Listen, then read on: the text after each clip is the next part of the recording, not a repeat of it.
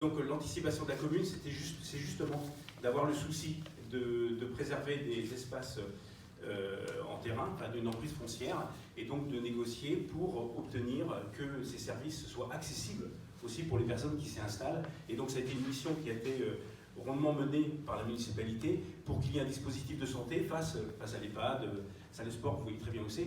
Et donc ça fait partie des actions municipales qui demandent de la négociation, qui demandent de la disponibilité, qui demandent de l'engagement et qui demandent vraiment un travail de persuasion et qui remplit une mission au service de tous. Pour maintenir la gendarmerie sur la commune, ça a aussi été le fruit d'une négociation. Donc pour ce qui était de l'emprise foncière, le terrain appartenait déjà à la collectivité. Donc c'était déjà un atout pour proposer un espace d'aménagement. Et donc le principe, le montage financier fait que la commune est propriétaire, en quelque sorte, des murs, mais et puis il y a une location qui est versée par l'État qui recouvre l'intégralité de l'investissement. Et donc c'est un service de proximité qui est resté au cœur de la commune et dans le cadre d'une négociation et avec les services nationaux. Alors certains m'ont dit, qui sont là depuis plus longtemps que nous, que ça faisait, j'ai vu une personne qui est née ici, ça faisait 40 ans apparemment, qu'il entendait parler de l'aménagement des rues. Pourquoi ça ne s'est pas fait plus vite? Je pense que effectivement c'était un gros projet, plus d'1 million d'euros, 1,2 million avec les réseaux. Donc là voilà, vous avez donc, et avec le périmètre bâtiment de France qui a exigé, mais je pense que l'idée le méritait, des trottoirs effectivement en dalle et des pavés du roi effectivement en caniveau. Donc voilà, le but c'était effectivement d'améliorer surtout, de dédier des passages pour les piétons, vélo également, on a aussi privilégié des zones vélo, et puis organiser aussi la place de la voiture dans le bourg avec les stationnements.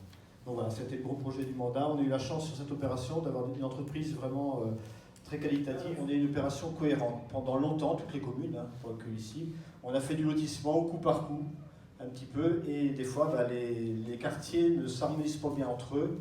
Il y a des fois des oublis, tout simplement, voilà, de lésions piétonnes ou autres.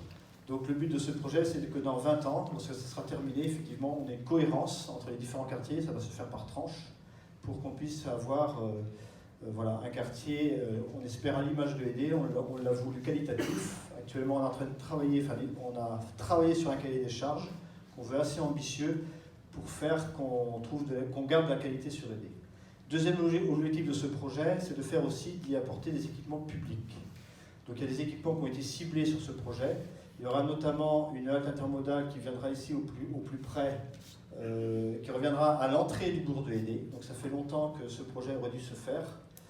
Malheureusement, les négociations foncières n'ont pas pu se faire comme on l'aurait espéré.